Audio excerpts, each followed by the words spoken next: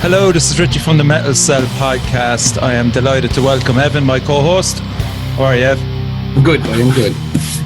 And Conor Dockery, which would be the best way. The last one. Perfect. Conor Dockery. The That's Doc. it. Yeah.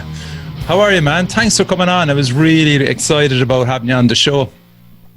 No worries. Thanks for having me. Appreciate it. Yeah, you're just this important cog in the metal scene, even though you don't probably realise it, but with your videos for Sahara and Baylor, you've been on my list for a long time, so it's great having you on. Deadly. And you'll have an interesting story or two as well, no doubt. Hopefully.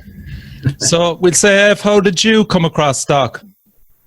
I'd say I probably actually knowing who he was probably from Red Enemy. I'm trying to think the first time we actually met, like actually talked. Was it on a Baylor shoot?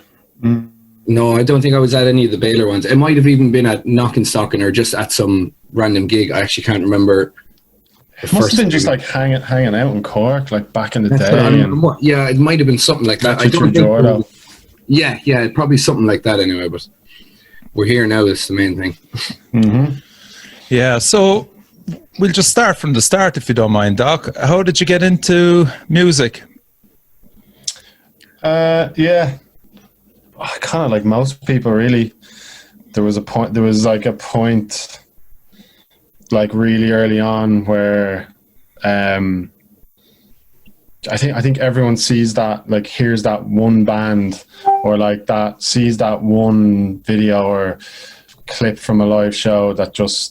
The one that always sticks in my mind is my dad used to have just a couple of like live concerts on video, and one of them was Dire Straits On the Night, and I just have a really like vivid memory of like seeing that for the first time, and just being like just completely blown away. Like, it's still to this day like such a banging gig. Like, it's so good. Like, I regularly go back and watch like certain tracks from that particular show, and but yeah, I just have a vivid memory of seeing that and being like, whatever that is that's happening there, like I need to do that, you know. Obviously I'd like listened to music a bit before that, but that was the moment where the obsession started, you know. And, you know, wanting to play guitar and wanting to be in a band, you know. So I don't know what age I was, but I was pretty fucking young, you know. And then I just remember watching that DVD over and over, video over and over again. So I remember watching Queen at Live Aid as well, just, you know, certain points when you're young, and just kind of going, wow, that's amazing, you know, and just seeing all those thousands of people just rocking out to Freddie, like, that'll do it. Yeah, Dire Straits, Brothers in Arms, that was a massive album of the time. You know, they're still one of my favorite. They're still one of my favorite bands. They just they had like I think that lineup, they had their lineup kind of chopped and changed a lot, and then on that particular tour it was like 91, 92, but they had they were just, I don't know, at their best, I think. So they just they're just fucking so was it just Knopfler in particular then? The guitar playing. The guitar playing, the drum, even the drummer on that drummer show was brilliant. Yeah, the drummer, the percussionist, like it was such a tight gig, and I just thought Mark Knopfler was the coolest fucker ever. Like, he came out, he had like the headband and like the kind of long hair, and I was like, and he was playing. Every guitar he played like 2 or 3 different guitars that show, and was he a Fender man? This is it. I think he was a Fender dude. He was, like the kind of red Strat was his famous signature one. But classic, he played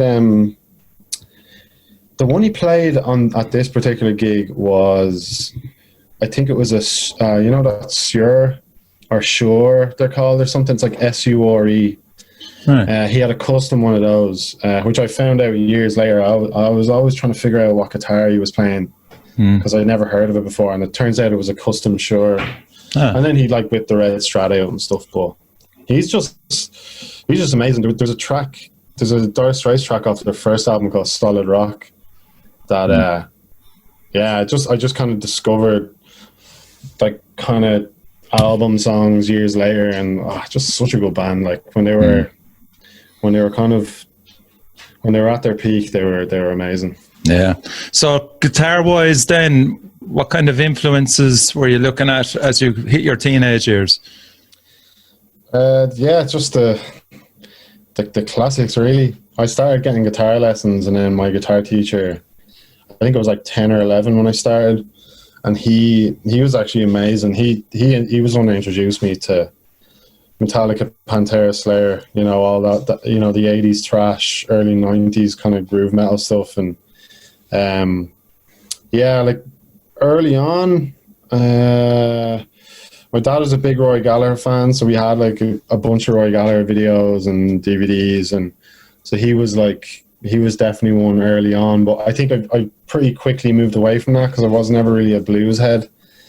And it was more Roy Gallagher's acoustic playing that kind of blew my mind. It was just insane. But yeah, like then when I discovered Hetfield and then a little bit after that was Pantera, and Dimebag still to this day is number one. Yeah, number one a lot of that and Red Enemy riffs as well. I think Pantera is even groove wise. I think you can hear what in Lango's playing. Like you can definitely hear that kind of Pantera groove in everything. I think that was one of the first things, apart from being an Irish band, that I was like, these lads don't live far from me, and they sound like Pantera. Like because at the time, bands back home in Kilkenny didn't have that kind of. I'm talking like when Breakfast at Ted's, like even that, I was like, how come none of our recordings sound like that? Like why? Yeah. How are these doing it? Like, did Red Enemy start in? Was it a thing like in 6th year or something, like not a talent show or something, or what was that? Yeah, well, like me and Lango met in 2nd year school, and Kev, and then it was like we started jamming in like 3rd year, and then it wasn't until transition year when we did there was this transition year program called Song School in our school, where you basically like got to you would like write and record 3 songs, and then you perform them at the end of the year at like this showcase gig. So that was it. I mean, like until then we'd never played a gig, and then we were given the opportunity to write 3 tunes and then actually play them. So that was like transition year school, and that was pretty much the first time me, Lango, Kev played together. Kev was on guitar, I was singing and playing guitar. Our old mate Dave Lawler on bass, and Lango drumming. So shitting it, and like clearly the only metal band, the only band that was in any way heavy playing that fucking showcase. But yeah, that was it. That was we'd been jamming for a couple of months before that. But that was our first kind of live experience. And then, so from about transition year on, that was it. And then I've never not been in a band with Lango ever since. Yeah. And how did the rest of the lads, Jay and all them, join? But were they all in the same area as ye, or? Well, our original bass player left. Joe, wasn't it? It was Joe. Joe Panama joined. I think we were still in school. It was like 6th year school maybe at this point.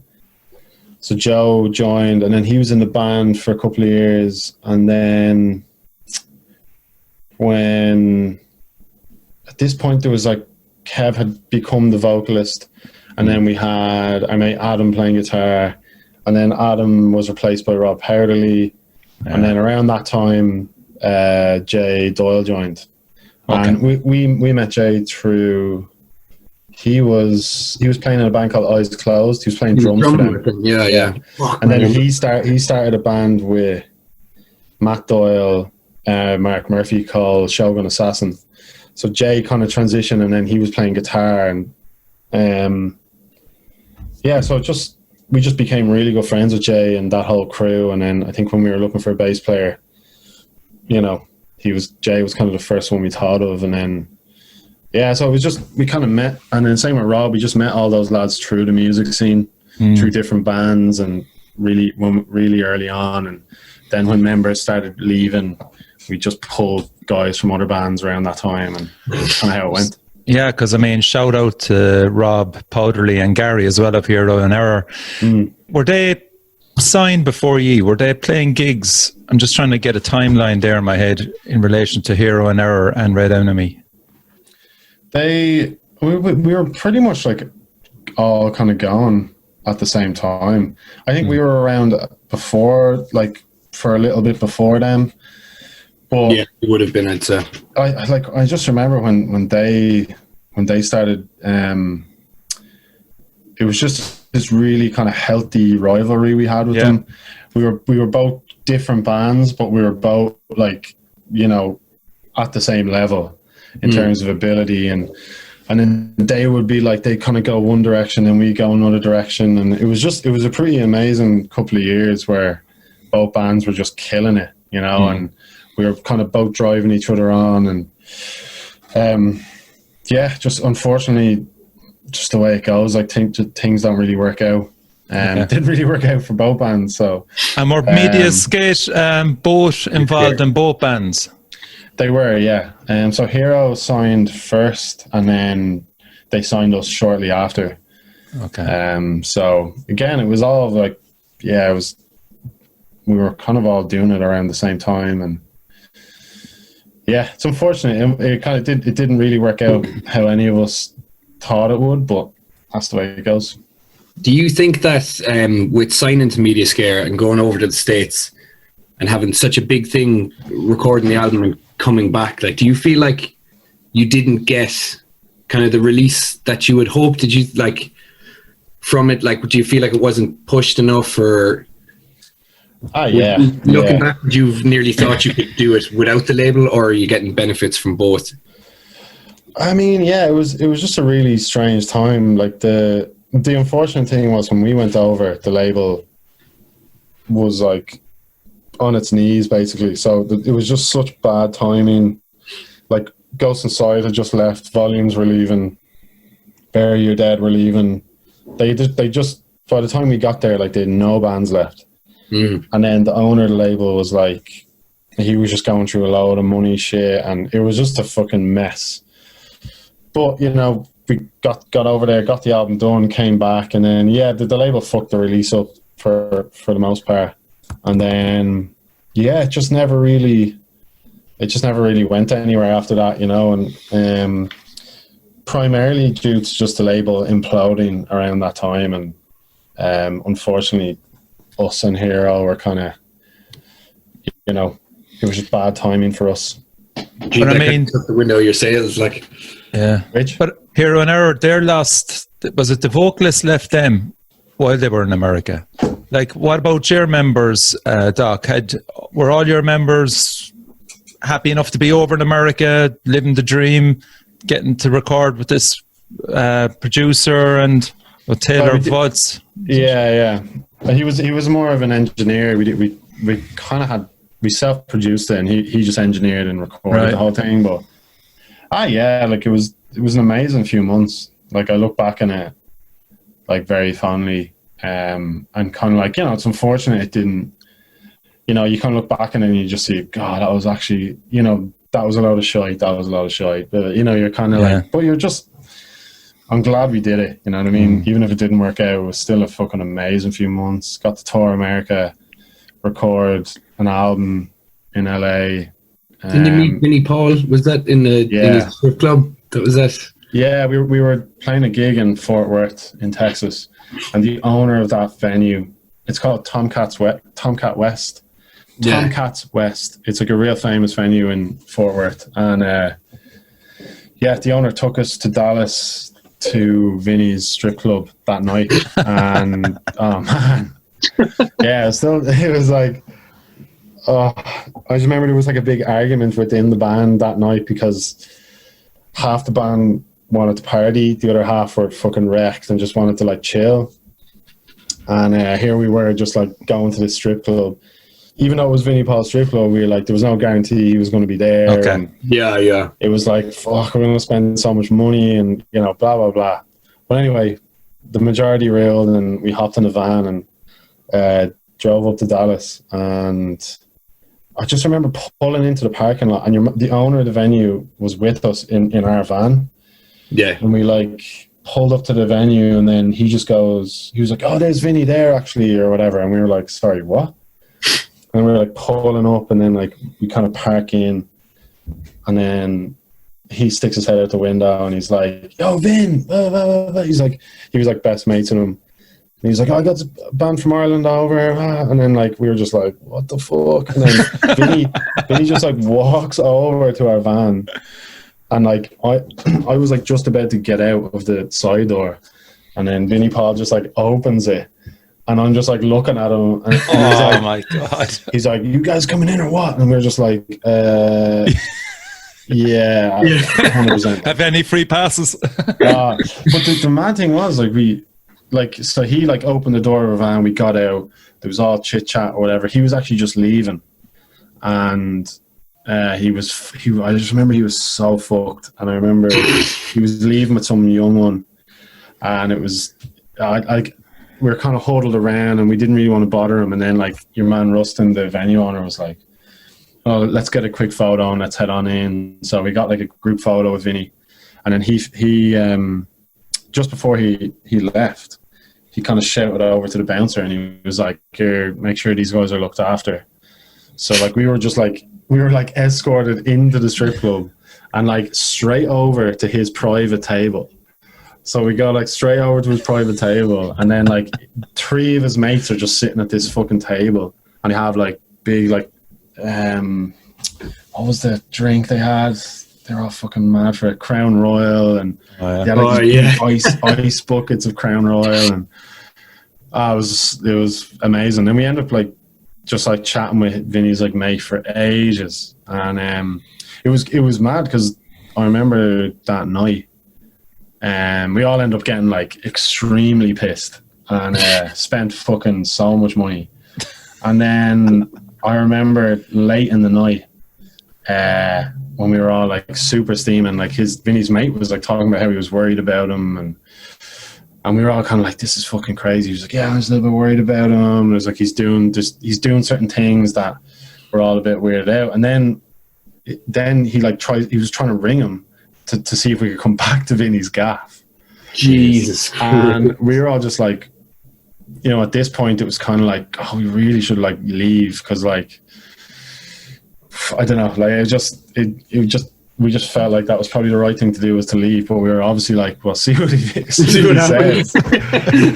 It's like, I'll go back to Vinnie Paul's gaff, like that's all I'm saying. Like, if it happens, I'll do it. Like, yeah. But Vinny didn't answer. So it was crazy. It was such a mental night. But yeah, that whole trip was amazing. You know, in hindsight, it was all a little bit. Well?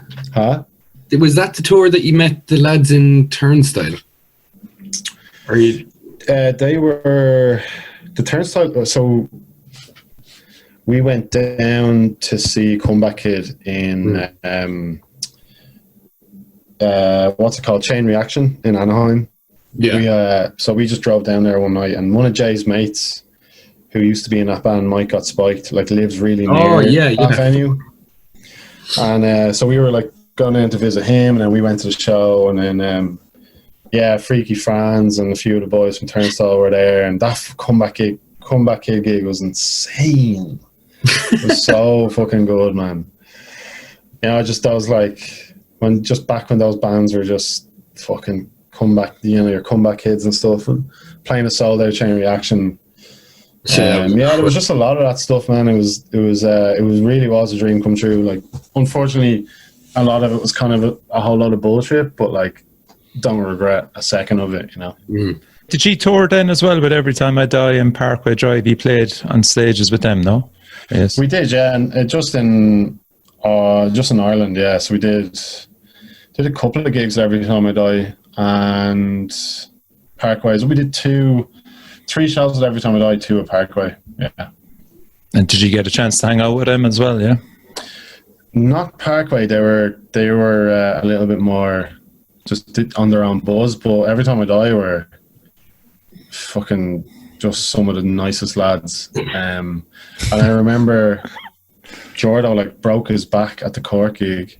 Yeah, I heard about it. We still have this photo of like Andy like has like his elbow into Jordo's back in the dressing room. Like he was like trying to like help he was trying to fix Jordo's back. It was like, this is fucking mental. And then I remember after I think it was after the Dublin gig, we all went for dinner in Ballincastle on Dame Street. So it was just us and the band. We all just went for dinner and just hung out. It was fucking deadly, man. They were such a lovely bunch of lads. Kind of everything you hope from like your favorite kind of hardcore metal bands, you know. There'd be nothing worse than if they just turned out to be fucking assholes, like. But they're just proof that like there's just no excuse to be there's just no excuse for being a dickhead. Like they were, you know, I've played with bands like smaller than them that were dickheads, you know, and Straight from the Path were another one, just so fucking sound. So sound like. So yeah. Okay, I'll play a track there because I saw you doing a playthrough of it there lately, Doc. It's Anchorless by Red Enemy. So.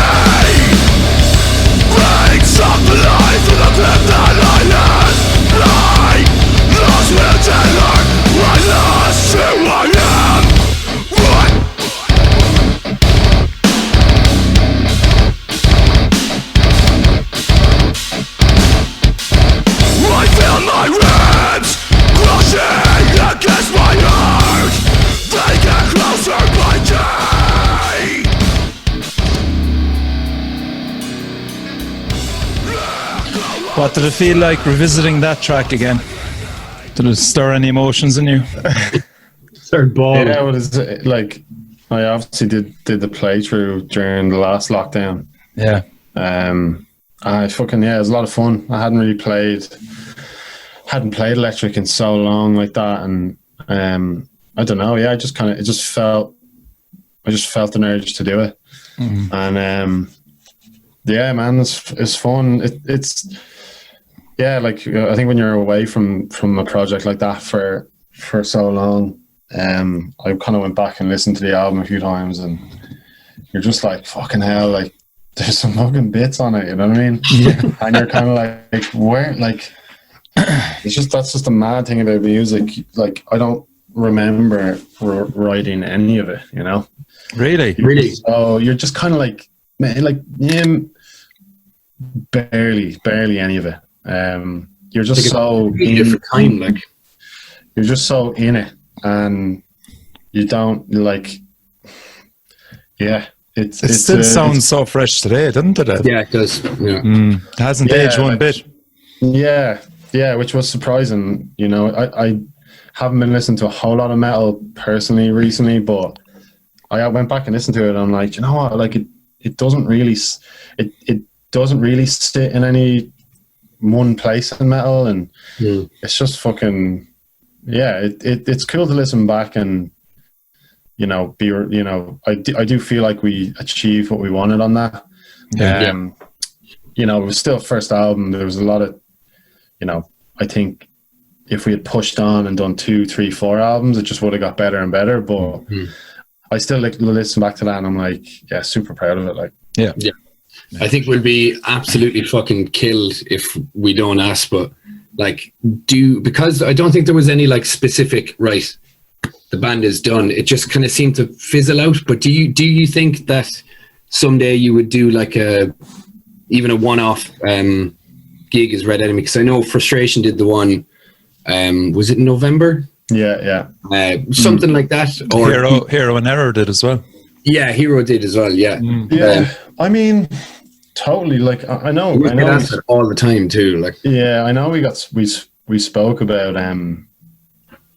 I know we spoke about like doing something, like writing an EP or like just I don't know, just doing something. But it was the kind of thing that we all just kind of were like, if we have a real urge to do it, we'll do it. And just for whatever reason, we just haven't really gotten that urge, which is surprising. I am a little bit surprised we haven't done anything yet. But I mean, you just have to trust that that's just the way it is, But I think we'd all secretly love to do something again. It's just the timing of it, really, I guess. Like, it doesn't seem like there's any reason why you wouldn't want to do it apart from it just needing to feel right. Like that's from what you're saying. That's what I kind of gather it would be. Yeah, and personally, I was just waiting to. I thought there'd be a moment where I was just like, oh, I just really want to do this, and we'd all just like come back together and do it, but that just hasn't really happened. So, so part of me is like, maybe we do need to force it a little bit. But I mean, time fucking flies, man. It does, and I mean, even listening to that, as I said, it sounds so fresh still. It's a decent. Even though it's one album, it's a decent legacy if it never fucking happens, man. It's just still a great fucking... I could probably speak for all the lads here. It'd be a fucking real shame for it to end, to leave it the way it's been left. So I know that it is open-ended, like. It was open-ended. And very open-ended. So I would love to do something again, and whatever that might be. If it's just like release an EP and do a couple of shows and then wrap it up. But I don't know. Yeah, we'll see. So it would sound completely different. Like, it wouldn't be the Red Enemy that we were expecting, just because so much time has passed. It would be a new version, even if you're just going to do an EP. I can imagine it's not going to sound like 4 extra tracks off the album, Yeah, I'd be curious to be. There wasn't, or was there? Was there extra tracks that got left out? No. Okay. No, I don't think so. Yeah, I don't think there was nothing was recorded anyway. Sure, there was. I think there was a couple of demos that we didn't end up recording, but nothing. Everything we recorded in America was on the album. Yeah. It went then from that to the Scratch, where you're all sitting in a kitchen playing acoustic guitars. For those that don't know about the Scratch, can you describe how that happened, Doc? It obviously was the friendship and still the love of playing music first and foremost, yeah? Yeah, it's kind of just so mad how it happened. We came back from a tour, Red Enemy got back from a UK tour with Heart of a Coward. And I just remember coming back, and it was like November and 2016, I think.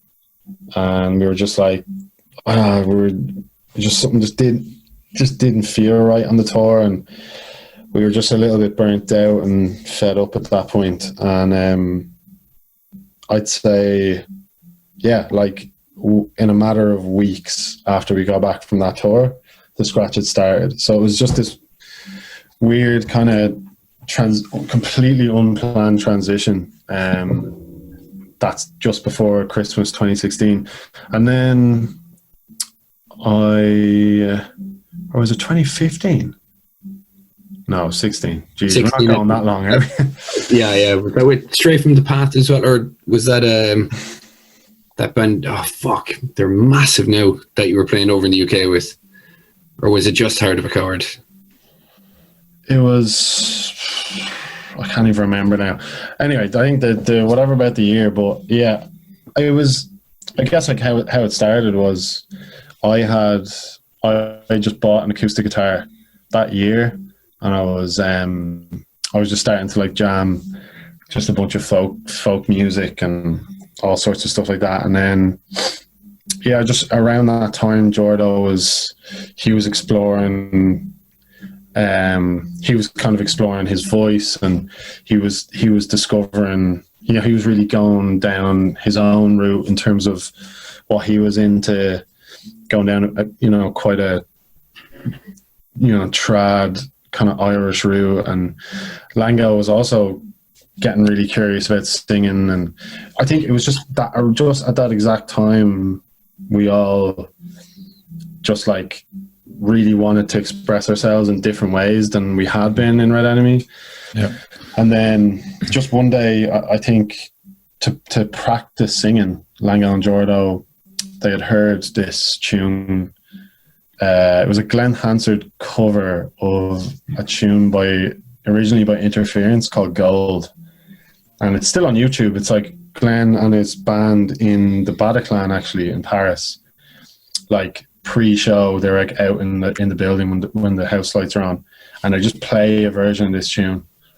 So Lango and Jordo just like, we're like, fuck it, we see if we can learn that. Like, they were buzzing off it. We're like, we'll see if we can learn that tune. It's got like 2-part harmony, seems pretty easy to play on guitar and whatever. So Lango took his cajon out, Jordo grabbed my guitar, and then Jordo figured out what tuning Glenn was in. And that tuning is still to this the tuning we use to this day. It's that EBE that Glenn was playing in.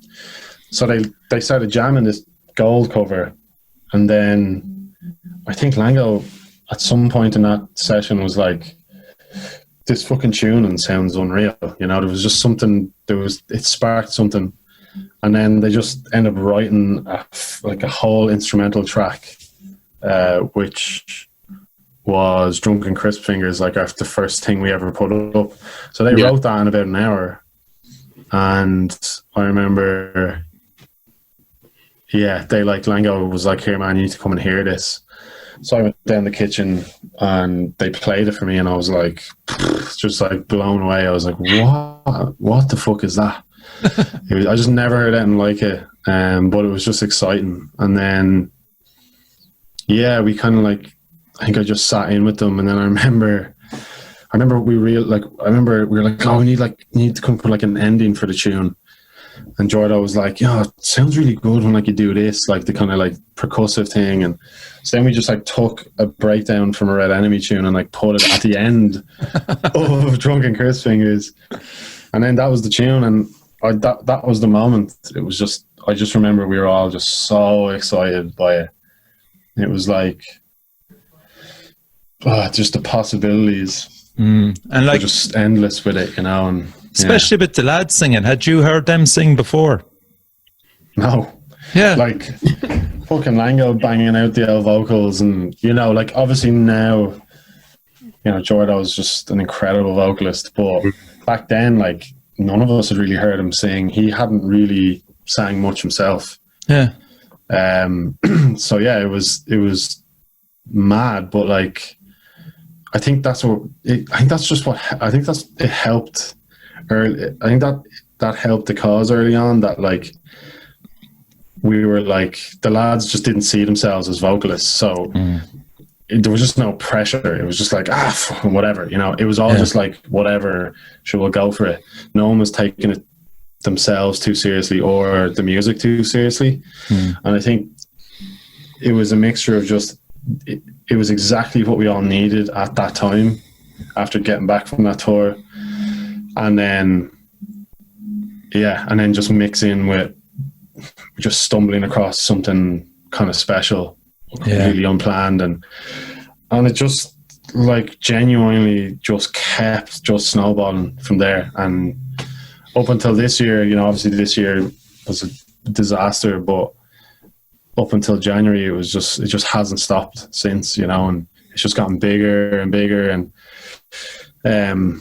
it's still like really exciting for us in a lot of ways. So, but yeah, it was just completely unplanned, really.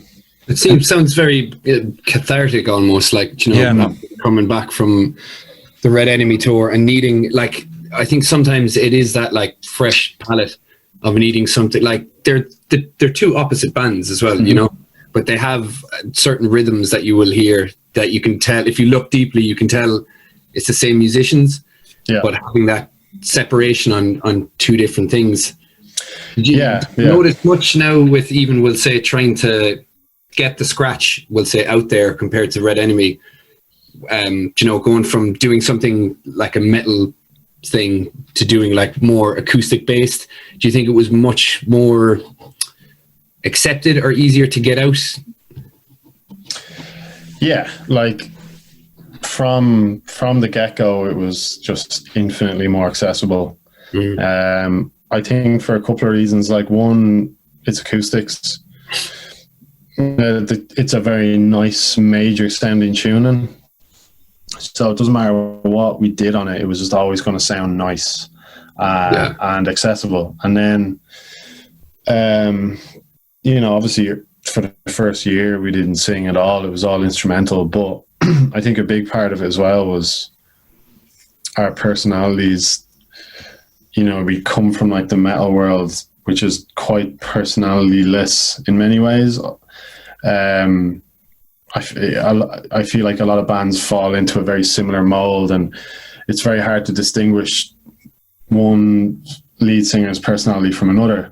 And then, good point. And I think it's just, that's just the way it is in that world. I think as well, you got the humour.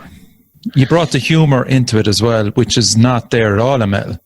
Yeah, of course, yeah. And that wasn't by design or anything.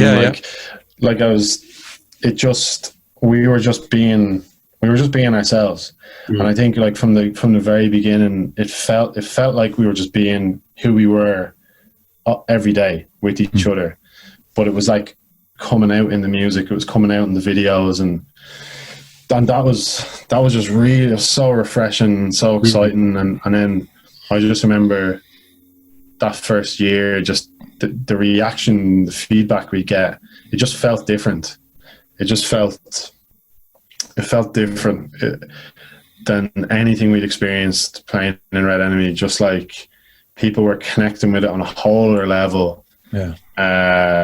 And it wasn't really, it wasn't difficult for us. It was just, let's just be ourselves, do this. And it was just working, you know? So I think, you know, all four of us are big personalities anyway. So, it was great to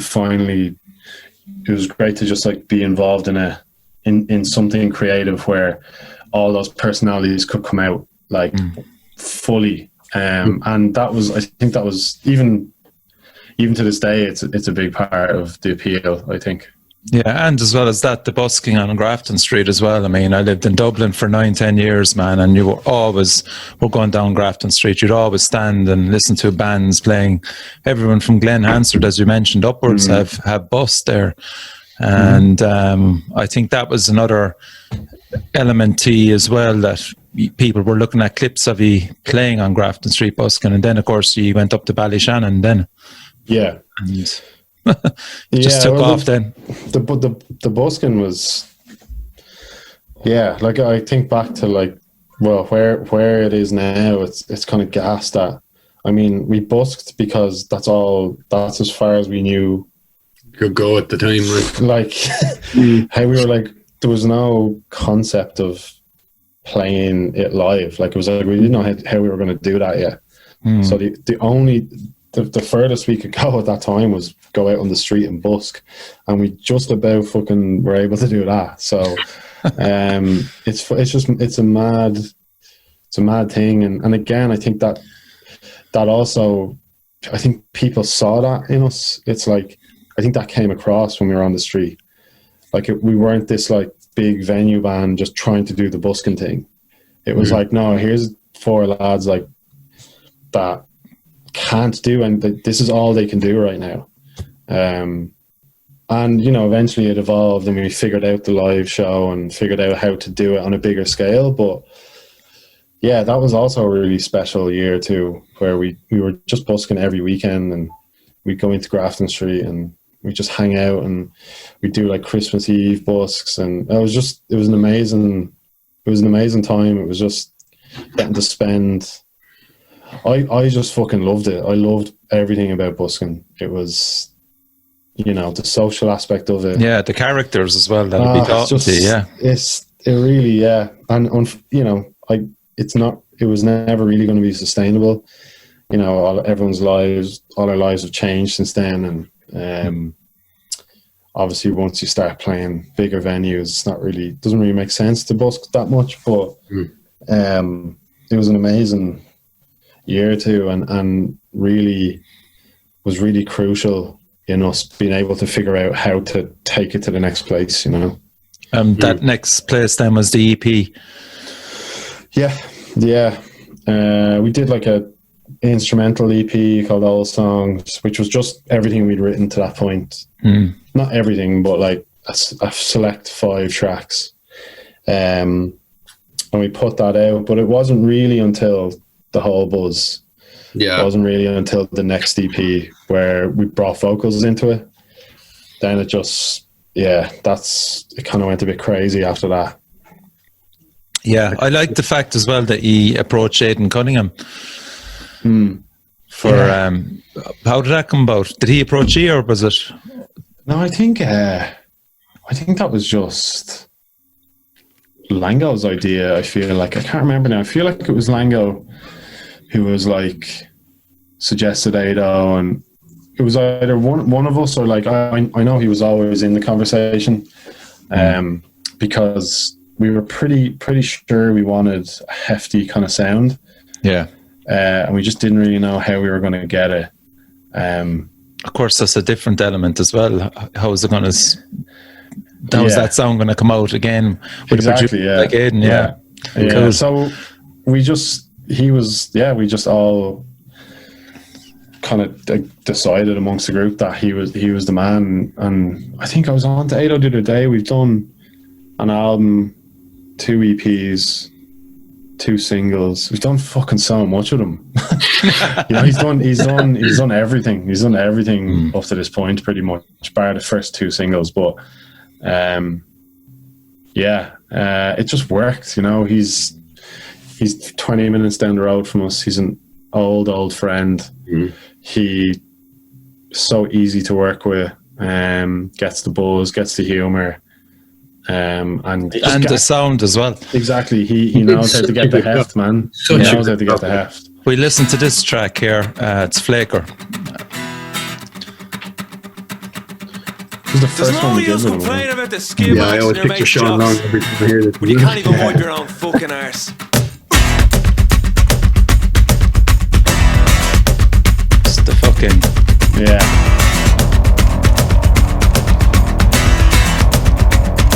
I'm fond of the old reliable heads. The ones that you know that you can count on. The ones that you know that when they say they're going to do something, they actually fucking do it.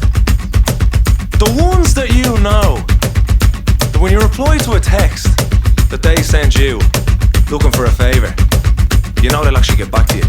But sure didn't he forget to get back to me? But sure didn't he forget to get back to me? But sure didn't he forget to get back to me? But sure didn't he forget to get back to me? I'm fond of the old sound heads, you know what I mean? The ones with a bit of a positive energy about them, you know? The ones that you know, say they're in a fouler and they come walking into your room, you know they're not just gonna shit all over your buzz, you know what I mean? The ones that you know, when you reply to a text that they send to you looking for a favour, you know they're actually gonna get back to you. What should Indy forget to get back to me? What should Indy forget to get back to me? What should Indy forget to get back to me? What should Indy forget to get back to me? You faker, it's lousy behaviour.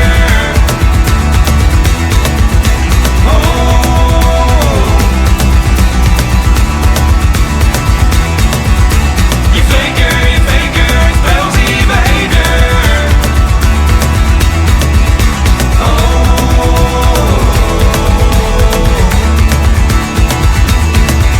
There's no use complaining about the skid marks in your mate's jocks when you can't even wipe your own fucking arse.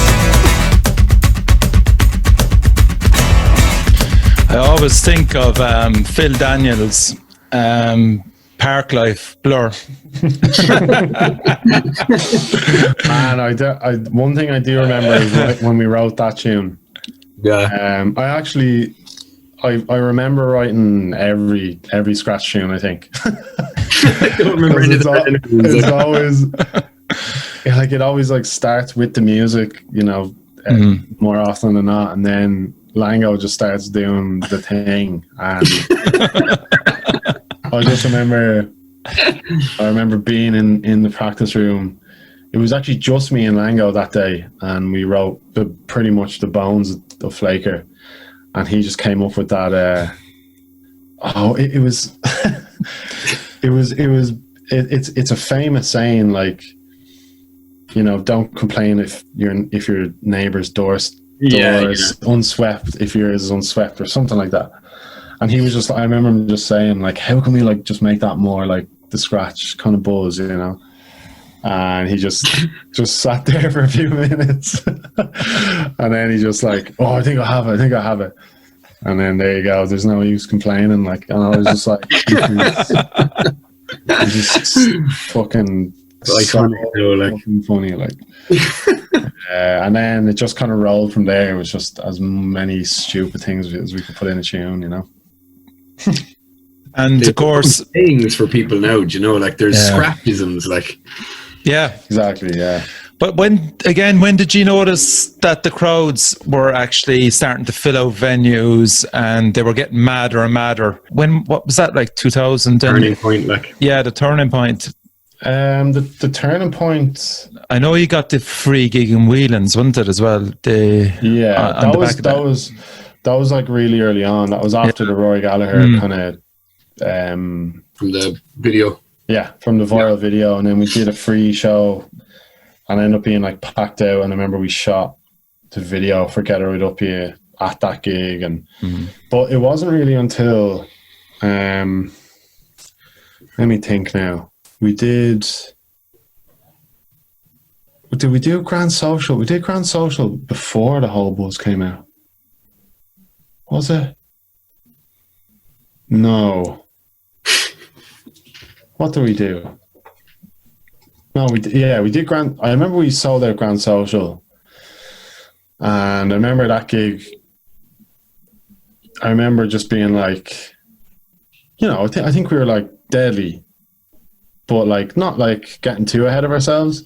And then it was Whelan's. It was the Whelan's sold out. It was just after the whole buzz came out, and we did Whelan's, and I remember when that sold out like a month before. Jesus. And we were just like, whoa. And that whole buzz tour, like that week of gigs around Ireland was the moment we were like, this is fucking mental. Yeah. This is real. And then we went into like kind of a festival summer then, and the crowds were just getting bigger, and then we sold out Button Factory like 3 months in advance. Yeah. And then we sold out Academy in 4 hours. So it was just going and going and going, but it was the the Whelan's was that kind of week of gigs was like, okay, this is it. Like, yeah, something feels different about this, you know. And what about people coming up to you, fans and stuff as well? Was that like weird, especially after gigs? I'd imagine you're approachable enough lads anyway, like, but was there just starting to be a little bit of a queue of people? Are you the Scratch? Yeah. Not really. Like the people that listen to the Scratch are all a lot older. It's very much like kind of 25 to 40 kind of age bracket. So you're kind of at 25 years of age upwards, you lose the fanboy and you kind of disappears a little bit.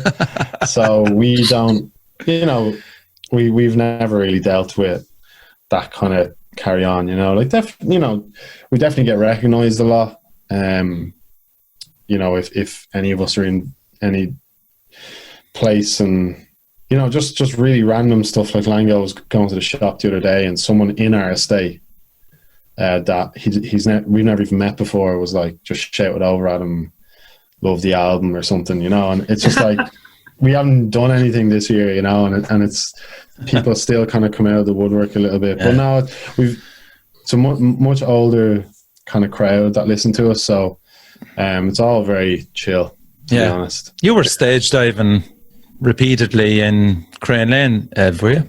I was, yeah. There, look. Yeah. Oh, yeah. Yeah. That gig was that was insane. Was that?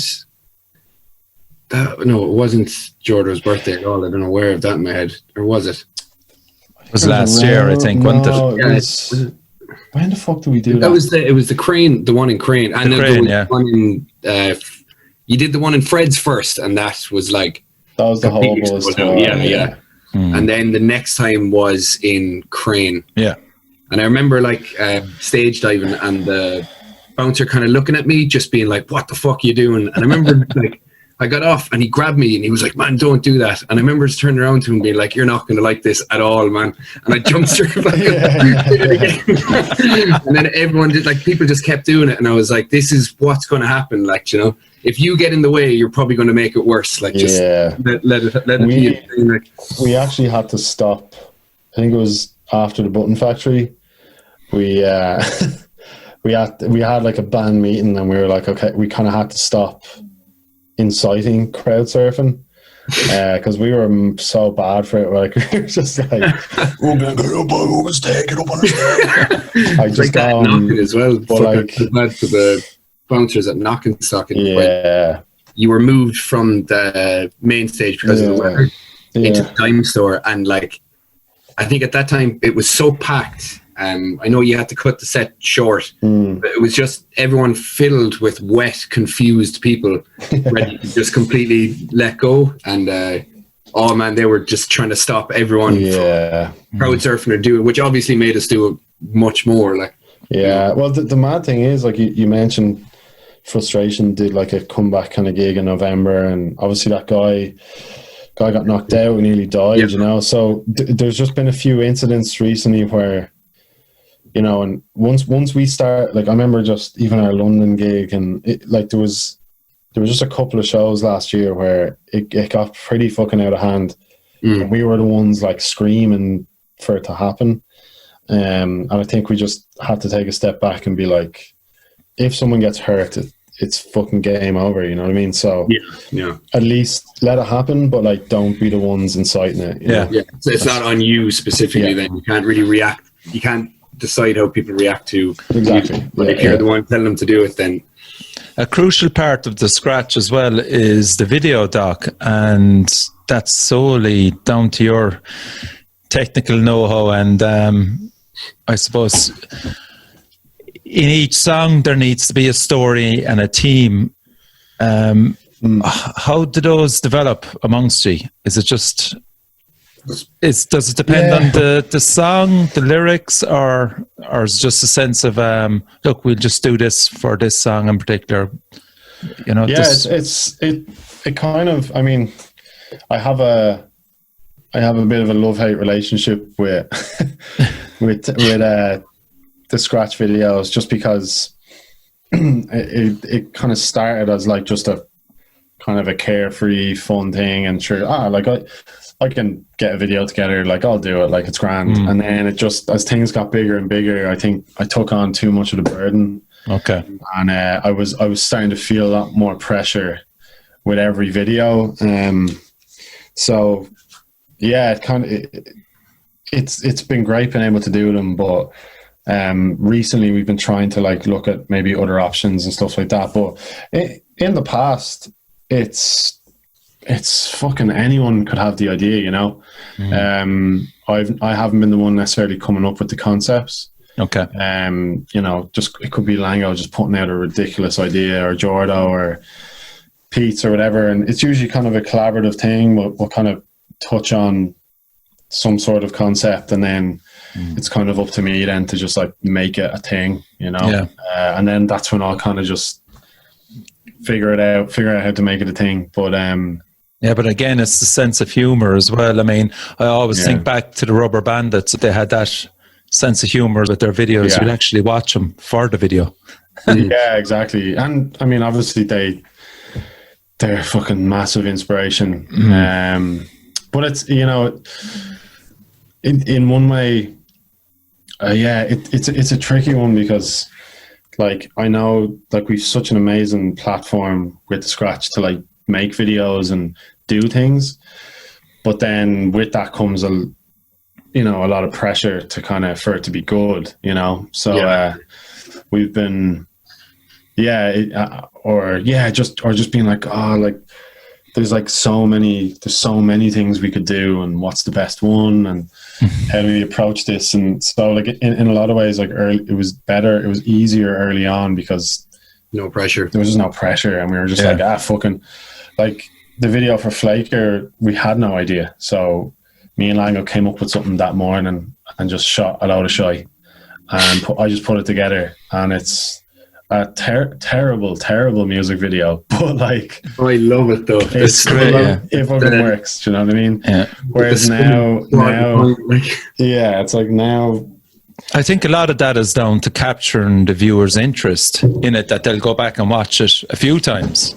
It just seems very natural, like you're just watching your humor, you know, like you can tell with any of the videos, it's like, oh yeah, of course they came up with that idea, or that was, I can just imagine everyone just sitting, even just something as simple as having cans and just spitballing, and then for some reason this is what you're going to land on, and that's it. Like all the videos just come across as very, I can imagine the ideas came together fairly naturally. Like yeah, definitely.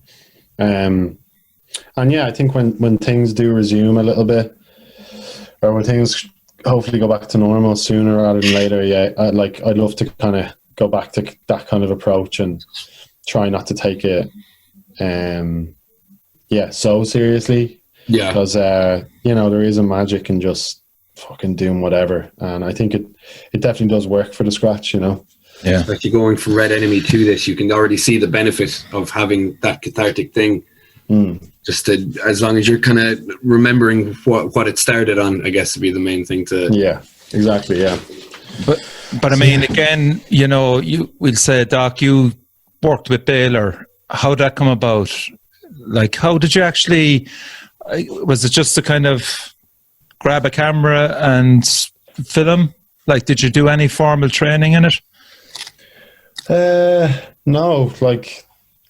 I was working in a music shop in Dublin for a few years, and like it's pretty much just like started. I always had an interest in like visuals, and I was like teaching myself Photoshop at the time, and basically I was selling guitars, and then I like approached the owner and was like, you know, they didn't really have any social media at the time, and I was like, I'll take over your social media. And then that went from like 1 day a week, and then went to 2 days a week, then 3 days a week, until eventually it just became a full-time job for me. And I was just shooting videos on a GoPro. Like that was the only videos I'd ever made was on a GoPro. And then they bought me like a little cheap like Nikon DSLR. So that was my first ever like camera lens combo thing. And yeah, I kind of just fell in love with it around that time. I just realized that I really loved it, you know. I loved creating content, and I loved being able to do it for the bands I was in. It was just, I found it very empowering. And you know, we'd always waste so much time and money just having to get other people to like design shirts, and other people to like do Photoshop work for us, or, you know, I was just like, I just wish I could do this myself. So yeah, it was just, I got like pretty obsessed with it, and then it just moved really quickly from there, you know, and here I am. It's I think it was like, that was 4 years ago when I picked up that camera for the first time. So Jesus. Yeah, it just moved like super quick. And I mean, your work with Zahora as well, like incredible stuff there. You know, the Vernon Jane, like you know, it's... Yeah. And then you diversify then into someone like Nilo as well. Yeah, I've done fucking all sorts of stuff the last few years. And I guess like how any of that's come about is like literally just through friends in the industry, you know? Like and then that's led to other opportunities. But like, all those artists are like friends of mine, and they just kind of trusted me to like do something cool for them, you know. And but yeah, I'm like so grateful to all Baylor, you know, Worn Out, like Zora, like all the metal bands in Ireland, because obviously like I fucking love doing metal videos. And without them kind of like trusting me to do it when it was very early days for me, you know, like I still feel like I'm, you know, like I'm kind of competing against people that have been doing this since they're like 16, 17, that went through film school. And, you know, I still feel like I'm very much at the beginning. So I'm just constantly trying to push it, do like better work all the time. But like I wouldn't have been able to do it if I hadn't played music for so many years. And then eventually, when I did transition, there were certain bands that were like, oh, like he does videos now, like, you know, and like half the time it's like I know just from being in a band that, like, you know, a lot of it is just getting someone that you're comfortable around in, and just someone that you vibe off. And it's not always about getting the most talented or like the person that's done the best work, because you know. But I think in your like you have the experience, obviously you're in bands, and if you go to probably a band, you can see their probably strengths and probably their weaknesses as well. And if you're making their video, you want to naturally bring them up to another level. Exactly, yeah. And the band needs you to do that, you know, and that's a great strength to have as a person. And every time you've done that, you definitely have elevated each band to a different level. You'd have to agree with that, Evan, yeah? Yeah, 100%. Yeah. 100%. Yeah, I mean, that's nice to hear. Like, that's definitely like a goal, is like, I feel like I have a slightly more unique relationship with the bands I work with, just because I've been there. I am there still, you know, so and I like, you know, I work really hard at really trying to understand what the band is looking for, as opposed to me just imparting my own vision solely, you know. Because I know there are some directors and people in the industry that's their buzz, you know, but my approach with bands is always like very much trying to find the middle ground, you know. Very much their vision, but also and you know, how can we combine the two, you know. Bring the reason that they asked you to do it as well, you know, like to have compromise and to create something together. And like I know what bands are like, you know, I know what artists are like, I know how they want to feel when they watch it, I know I know what they don't want. I know what they're afraid of. I know, And also, they're insight operating on a smaller budget than a band that would be on a label, and you can understand that. Exactly, yeah. So that's another part of it as well, is to try and get us the story and the look within a fucking shoestring budget. Yeah, yeah, for sure. Yeah, and like with your style as well, Doc. A lot of it is centered around the artists, how to make them look good while you're shooting the video. But also, I think as well, what is the artist now? Is it Molly Sterling? Is it? Yeah. That one actually, you concentrated more on the kind of the power of nature around her, which I thought was very interesting. Rather than the artist itself, you moved away from her and brought in all these, fantastic footages of trees and seas, and that was pretty powerful, that video. Yeah, that was again, that was her idea. That's what she had a very clear vision that she didn't want it to be about her, and it was she wanted nature to feature heavily. So again, I was like, Grant, and I agreed. I thought it would really suit the track, and I really enjoy shooting those types of videos anyway.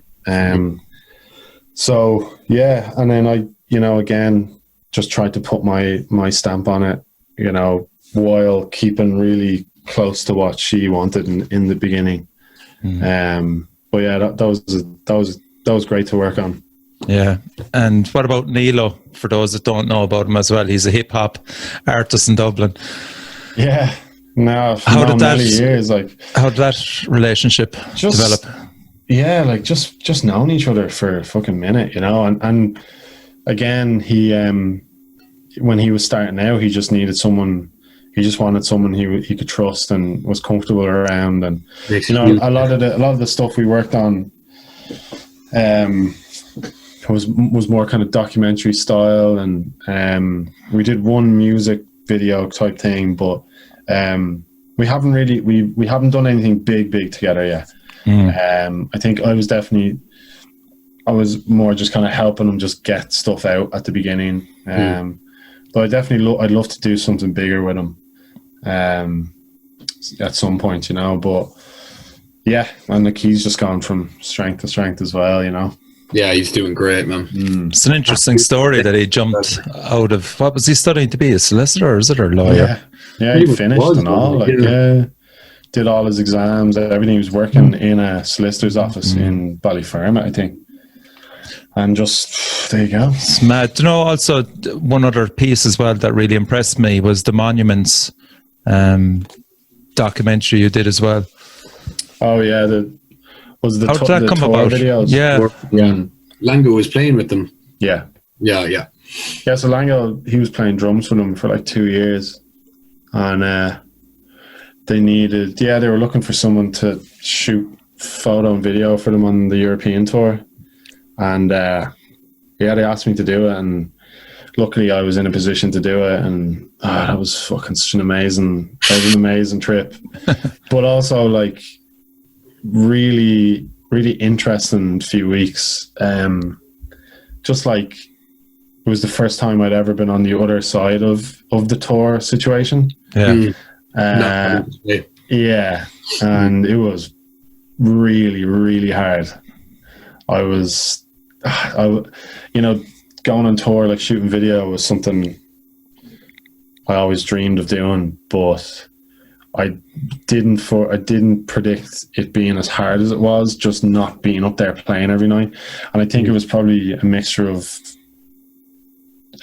just because they were friends and they were playing metal, so it was very close to my heart.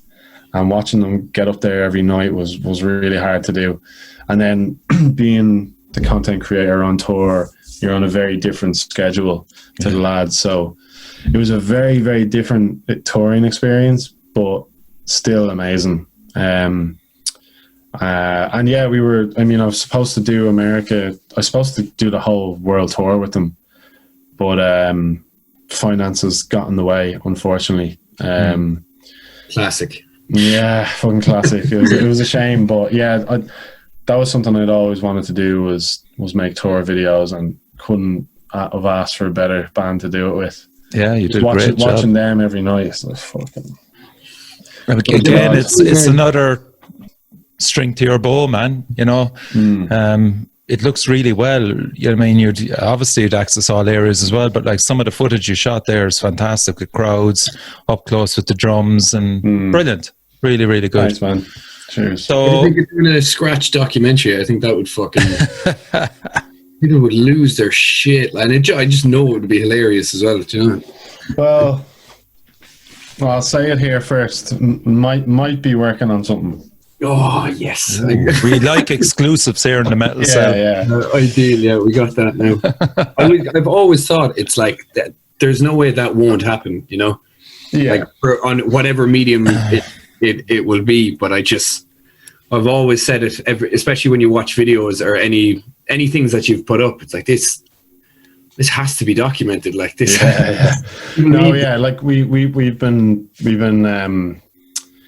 we've been trying to document as much as we can. And that's something I'd love to do down the line. We actually had, I mean, if this year went ahead, we were going to be hiring someone. We were hiring someone to like fucking document the whole year. So yeah, it's all I can say now is that it's definitely on our minds, you know. Yeah. And you've had to push everything. I remember as well once, we'll say the first kind of lockdown was announced and all this, and was it April you had the tour? Yeah. Or May? Yeah, and I remember you pushed it to like December or November, or did you push it twice, or was it just... We pushed it to late May initially. Yeah, and then it was to December, yeah. What I wanted to know really was with the album, you dropped it earlier than planned. What was the reasoning behind that, or the pros and cons of just being like, fuck it, we'll drop it now, or what was the... Because for myself now, we wouldn't have the reach that you would, but that just scares the fucking shit out of me. Here, there you go, there it is. Do you know what I mean? Like this was definitely it definitely. I did a few interviews around the time. Actually, a lot of people reached out to us when we did that, and to be honest, it was very much. It was just very much a kind of instinctual thing. A couple of things happened around that time. Like we did like a Paddy's Day stream, and I just remember being fucking hanging one morning, lying on the couch, mid lockdown, and I was just like, why don't we just fucking put the album out, you know? And that was always kind of an internal battle with the band, you know, like some members, there's always like half of the band that want it out tomorrow, and then there's the other half that want to kind of do it right or whatever. You know what I mean? Yeah, exactly. And neither is right or wrong. You know, it's like it's just certain people have different ideas of how they want to release stuff. So I was very aware that like certain people in the band would really want this to get out as soon as possible, even though as someone who kind of co-manages the band and does a lot of the promotion behind everything we do, I was like, I had a whole plan in my head. Yeah. But I remember just waking up going, I just felt overwhelmingly that this was the right thing to do. And then I just said it to the rest of the lads, and we had a Skype call and just chatted it out, and we all kind of agreed that I think the best thing to do would be to just put it out ASAP. Yeah. And I can't say why we thought that was the right thing to do. It felt like people needed it. It felt like there was enough I don't know. It just felt right. It made sense. It's just it's the only way I can really explain it. And then we put it to the group. Everyone agreed, so that was even more kind of motivation to do it, because it was like, okay, no, it's not just me here thinking this. It's like everyone's been thinking this. It's like our manager was on board, like booking agent. Everyone was just like, fuck it, yeah. So, and I think it worked. It did so well. It did so much better than we had thought it was going to do, considering the fucking circumstances. But yeah, that was that seems like a lifetime ago now. It does though, doesn't it? Because I remember when it came out, all I could do at that time was just walk. Like that was so. Yeah. I remember when it came out, just walking my dog for like 5 hours and just having it on repeat. And I haven't listened to an album that intently in so long, just because that was literally all I could have really, really done, So I think it was definitely I couldn't imagine making that choice of just like, I would, what you're saying is like half the band wanted it one way. I can be both those people. Do you know what I mean? I could wake up tomorrow and just be like, do you know what? Fuck it. I just want it out of my system. But then I'm like, no, you don't want it to fall on nothing after all this. And I just so back and forth. I just hope you make up your fucking mind soon enough, Evan. We're waiting on I know when it's coming out. Yeah, I'm not telling you. What? You fucking kidding me? No, I'm not saying anything. Yeah, that's a tricky one. It's a tricky one because that was definitely right for us at the time. Yes, it was. 100%. I know other bands put their releases back by fucking months. You know what I mean? So yeah. There was no real right or wrong way at that time, but it just worked. It just worked, and I think probably the key, I guess one of the really great things about the Scratch is I feel like that we're quite in touch with the people that listen to the band and the types of people they are, and not by any real necessarily effort on our end, but it kind of just worked out that way, that we have a very particular type of audience and they're a particular type of person, and I think that really helped us know what to do in that moment. Okay. So yeah, that was probably another side of it where maybe I didn't realize it before, how we've quite, I feel like we've a good understanding of who listens to the band, and I think that's really crucial for any band, is knowing your audience and who are the people out there listening to you, and how do you serve those people in the right way, I think you have a very rare thing as well, that I think with the Scratch and people that listen to the Scratch, they really want everyone to know the Scratch. Like people will go out of their way to send the Scratch, to support the Scratch, to do whatever it is they can. Like, if new limited edition t-shirt, 2, fine, not a bother. Like, compared to other bands, not to say that people don't support, but it's the ultimate underdog story, and that's the selling point for anybody that I'm telling people about the Scratch. These lads are in a metal band, and now they're playing trad with a mixture of fucking everything thrown into the kitchen sink, and it sounds amazing. You have to you don't know the Scratch, you have to listen to them. Wait till you hear their story. That's all. Drinking, like if you're drinking, you have YouTube on, just put on a playlist. Yeah. People will it usually happens where people are just playing different tunes, and when there's one Scratch tune played, someone's like, oh wait, put on Flaker, no, put on Vicar Road, or just it'll just keep going till you have just every single thing. And you wouldn't realize how much videos you've actually released until you're shit-faced trying to Yeah. But like the possibilities, Doc, is ridiculous. Like, I mean, you have to have been looking at America. You could just fucking tour America on cycles there for fucking years to come. You know? Yeah, like this, I guess I can deal with everything else that's come at me this year fairly okay, but the real kick in the teeth has been the band, you know, and because this year really felt special. It really felt like we had arrived at a point where none of us had ever been before in any band. Yeah, there was offers coming in, there was money that we'd never seen before, there was, you know, big gigs planned, and there was, you know, talk of America, Europe. There was that won't change. That won't change, man. Yeah, it won't change.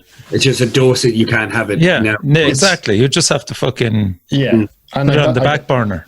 Exactly, and I think, you know, I believe it's going to be all right, but like a lot can change in the world and in life and in people's lives in a year, and you know the way it is with bands. It's so much of it is like a timing thing, and it's real hard not to be like so cripplingly unsure. 100%. Yeah, 100%. That's been really fucking hard. But I mean, yeah, it's still, you know, like we are kind of on a bit of a break at the minute. We're just taking some time to do some personal stuff and not putting too much pressure on the scratch right now, because there's just not really much we can do. So we're taking a bit of a break at the minute, but yeah, I mean, hopefully things go back to normal and we can kind of pick up where we left off. Vaccine gets produced, Trump gets fucked out, man. January looks good. That would be sick. Sounds good to me. Doc, thanks a million for coming on the show, man. No worries, lads. I was appreciate really you having looking me. forward to having you on the show, man. Yeah, no worries.